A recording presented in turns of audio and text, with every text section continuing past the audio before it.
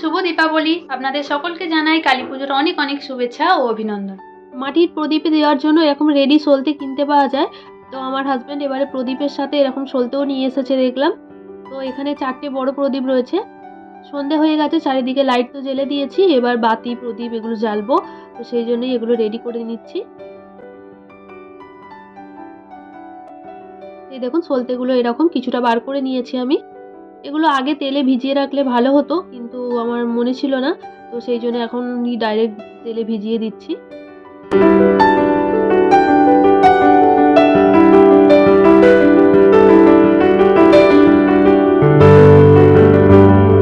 আর 10টা এরকম ছোট ছোট প্রদীপ নিয়ে এসেছি, টোটাল 14টা। 4টে প্রদীপ যে বড় রয়েছে সেগুলো একটা ঠাকুরের কাছে জ্বেলে দিচ্ছি, আর বাদবাকি 3টে এখানেই জ্বেলে দেবো। আর ছোট প্রদীপগুলো আরো চারিদিকে সব দিয়ে দেবো। রান্নাঘরেও একটা প্রদীপ জ্বালতে হয়, তাই এখানেও একটা জ্বেলে দিলাম। এখানে টুকটাক রান্না বান্না করি, ওপরে রান্নাঘরে তো জ্বেলে দেবো, তো এখানেও আর একটা জ্বেলে দিলাম। আর কিছু সলতে তেলে আগে থেকে ভিজিয়ে দিলাম, বাকি যে প্রদীপগুলো আছে সেগুলো জ্বালতে সুবিধা হবে। তো এখন সন্ধ্যেটা দিয়ে নিচ্ছি।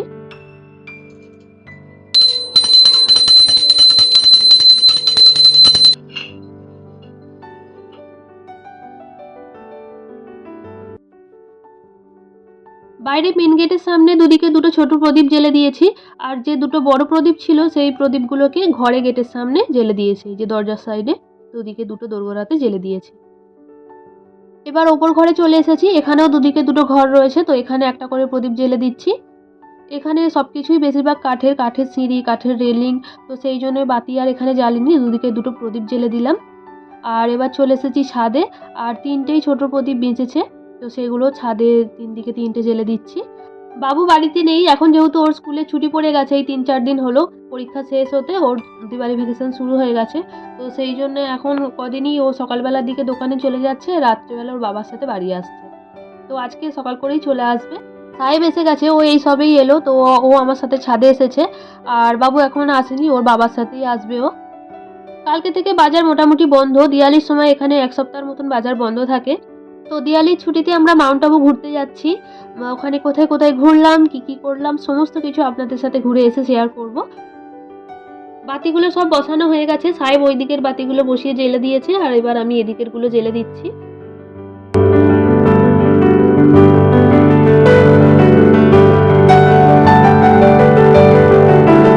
এখানে আশপাশের বাড়িগুলো দেখুন, ছাদেতে অতটা আলো দেখতে পাবেন না, ছাদে সবাইকার মোটামুটি অন্ধকারই রয়েছে।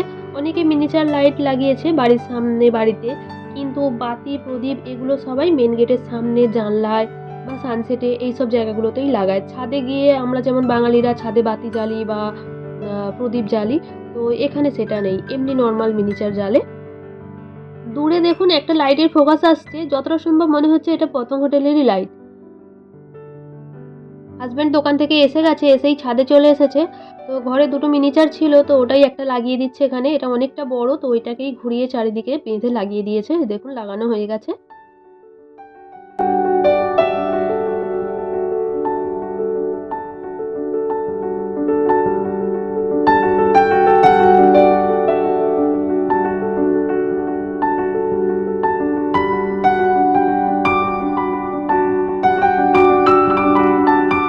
আর একটা যে মিনিচার ছিল ওটাকে নিচে লাগিয়ে দিয়েছে, বাইরে গেটের সামনে থেকে শুরু করে ভেতর দিক পর্যন্ত লাগিয়ে দিয়েছে।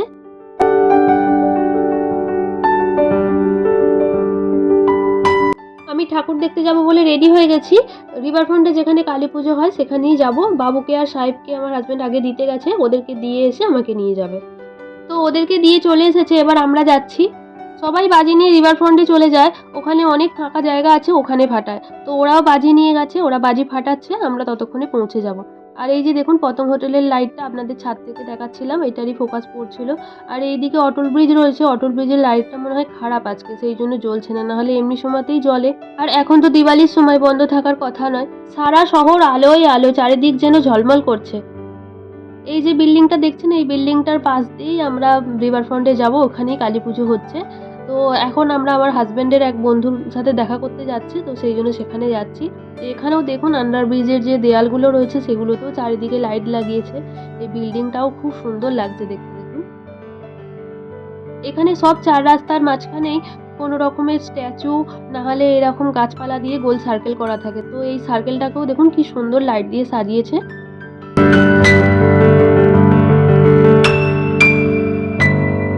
আমরা চলে এসেছি রিভার ফ্রন্টে। যাবার সময় এই বিল্ডিংটাই আপনাদের দেখাচ্ছিলাম তখন। আর চারিদিক দেখুন ধোঁয়ায় ধোঁয়া হয়ে গেছে, এত বাজি ফাটছে, বাজির ধোঁয়াতে পুরো চারিদিক কুয়াশার মতন যেন অন্ধকার হয়ে আছে।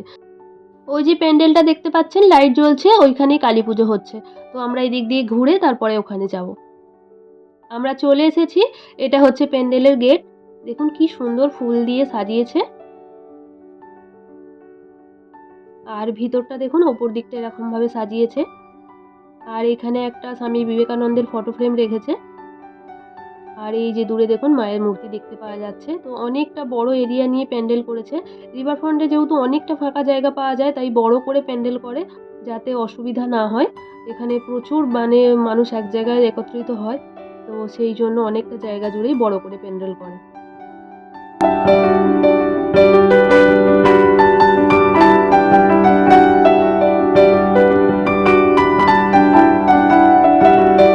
আসার সময় যে দেখলেন ডান দিকে একটা গেট রয়েছে, তো সেই দিক দিয়ে এদিকে এলাম। এই যে দূরে দেখুন এগুলো সব নানান রকম স্টল লাগিয়েছে খাবার দাবারের। আর এই যে এদিকে স্টেজ রয়েছে, তো প্রচুর মানুষের ভিড় রয়েছে। তো এবার আমরা নদীর ধারে চলে এসেছি একদম। এই যে এখানে বাবু আর সাহেব বাজি ফাটাচ্ছে। ওদের বাজি ফাটানো হয়েই গেছে বলছে, আর বলছে কিছু কিছু বাজি নাকি ফাটছে না। তো সেই জন্য আমরা বললাম যে তাহলে এখন রেখে দে, তো ওগুলো কালকে রোদ্দুরে দিয়ে তারপরে ফাটাবি।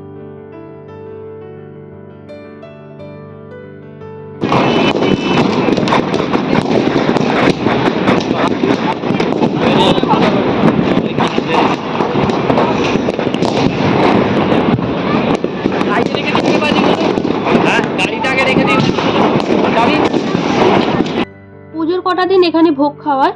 তো আজকের ভোগ প্রসাদে রয়েছে খিচুড়ি, একটা মিক্স সবজি, চাটনি আর পায়েস।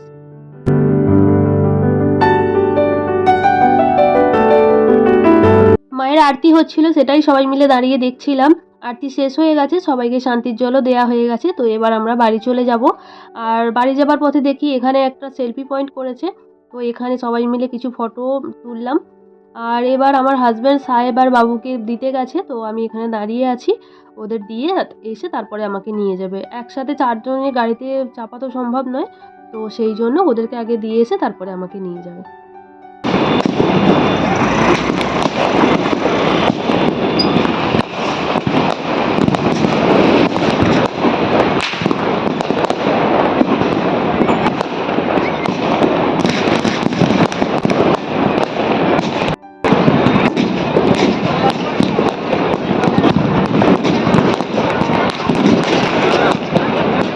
আমি পুজো প্যান্ডেলের সামনেই দাঁড়িয়ে আছি, সবাই বাজি ফাটাচ্ছে সেটাই দেখছি।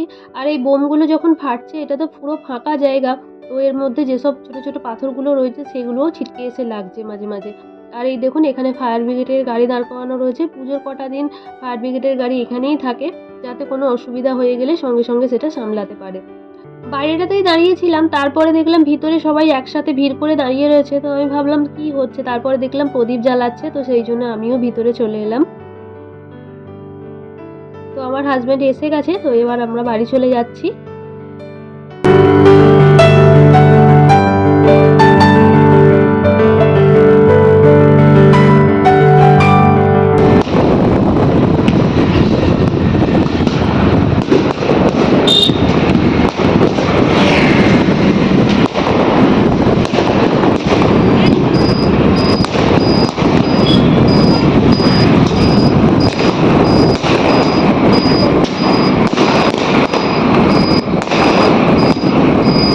ফেরার সময় আমরা এলিস ব্রিজ দিয়ে যাচ্ছি। আর এই ব্রিজটাকেও দেখুন খুব সুন্দর করে সাজিয়েছে। এই ব্রিজটা বেশি ভালো লাগছে অন্য ব্রিজগুলোর তুলনায়।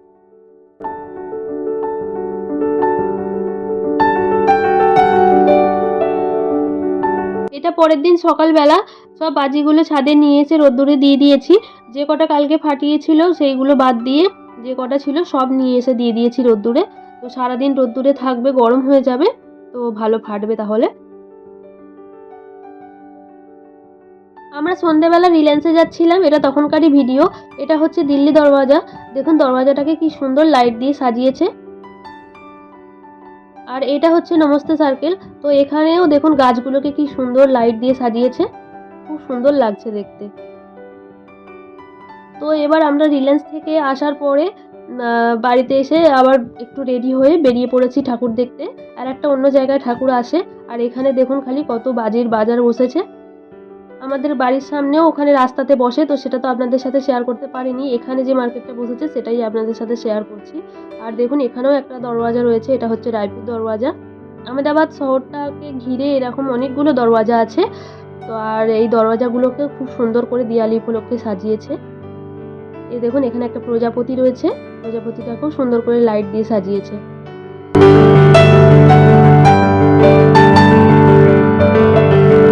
এই যে ঠাকুরটা আমরা দেখতে এসেছি, এই পুজোটা আগে আমাদের বাড়ির কাছাকাছি এক জায়গায় হতো। তো এখন ওখানে এই পুজোটা বন্ধ হয়ে গেছে, হয়ে ওটা এখানে চলে এসেছে। এটা একটু দূরে আমাদের বাড়ি থেকে। খুব সুন্দর করে ডেকোরেশন করেছে, দেখুন চারিদিকে নানান রকমের ছোট বড় গাছপালা রয়েছে, তার মধ্যে লাইট লাগিয়েছে, তো আরো বেশি সুন্দর লাগছে। তো এরকম দুটো শোপিসও রয়েছে, এটা গণেশ ঠাকুরের মূর্তি রয়েছে, আর এদিকে মনে হচ্ছে শ্রীকৃষ্ণের মূর্তি রয়েছে, হ্যাঁ, গোবর্ধন পর্বতের সাথে। তো এগুলোর সামনে দাঁড়িয়েও অনেকে ফটো তুলছে।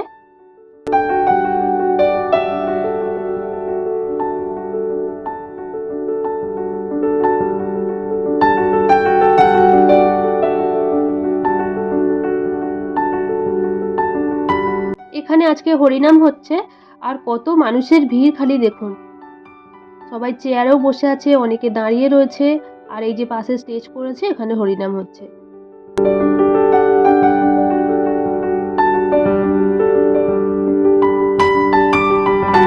ওখানে কিছুক্ষণ থেকে আমরা চলে এসেছি। এবার আমরা যাচ্ছি কালকে যেখানে গেছিলাম সেখানেই, রিভার ফ্রন্টের কালী পুজোটাতে। আর আজকে দেখুন অটল ব্রিজের আলোটা জ্বলছে। কালকে মনে হয় কোনো প্রবলেম ছিল, তো সেই জন্য জ্বলছিল না। এই যে লাইটগুলো দেখতে পাচ্ছেন, এটা হচ্ছে রিভারফ্রন্ট ফ্লাওয়ার পার্কের ভিতরে যে নতুন গ্লো গার্ডেন করেছে, তো তারই লাইটগুলো দেখতে পাওয়া যাচ্ছে, ওটা চালু আছে। এই যে আমরা নিচে চলে এসেছি, আর এই দেখুন পিছন দিকে লেখা রয়েছে রিভারফ্রন্ট ফ্লাওয়ার পার্ক, আর পিছনেই হচ্ছে ওই গ্লো গার্ডেনটা। তো এবার আমরা এই নিচের রাস্তা দিয়ে যাচ্ছি, রিভারফ্রন্টে নেমে পড়েছি। তো আমরা পুজো প্যান্ডেলে চলে এসেছি, আর আজকে দেখুন কালকের থেকে বেশি ভিড় মনে হচ্ছে। আজকে স্টল থেকে ফুচকা ঘুগনি খেয়ে এবার চলে এসেছি পিছন দিকে, সবাই বাজি ফাটাচ্ছে সেখানে। সাহেব নীল সব রয়েছে, বাদল আছে, বাবু ওদের সাথে গিয়ে দাঁড়িয়ে পড়েছে বোম ফাটাবে বলে। ও বোম এর আগে কোনোদিনও ফাটায়নি, কিন্তু এখন দেখলাম একটা দুটো ফাটালো ওদের সাথে। আমরা পাশেই দাঁড়িয়ে আছি, তাও ভয় লাগে।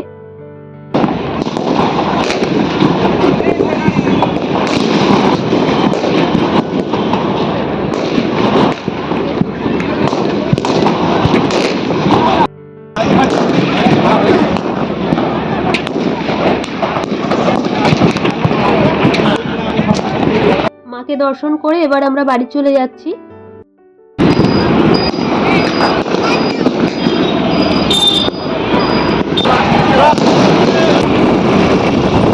এটা তারপরের দিন রাত্রিবেলা, মানে বুধবার রাত্রিবেলাতে। তো আজকে আর আমরা পুজো প্যান্ডেলে যাইনি, বাড়িতেই বাজি ফাটাচ্ছিলাম। আর সবাইকারই শরীর খুব একটা ভালো নয়, তো সর্দি কাশি এই ওয়েদার চেঞ্জের জন্য। আপনারা হয়তো আমার গলা শুনে বুঝতে পারছেন এখন যে ভয়েস দিচ্ছি এখনও সর্দি ঠিক হয়নি। তো ওষুধ খাচ্ছি, আগের থেকে কম আছে, কিন্তু সর্দি এখনও রয়েছে।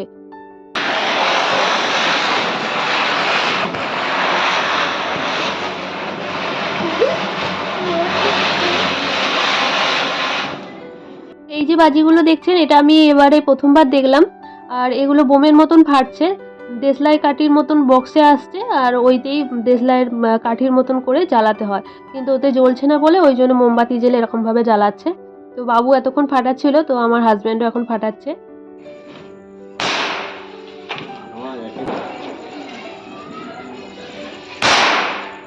তাহলে আজকের ভিডিওটা এখানেই শেষ করছি। ভিডিওটা কেমন লাগলো আমাকে কমেন্টে অবশ্যই জানাবেন। ভালো লাগলে একটা লাইক করে দেবেন। আবার দেখা হবে একটা নতুন ভিডিওতে, ততক্ষণের জন্য বাই বাই।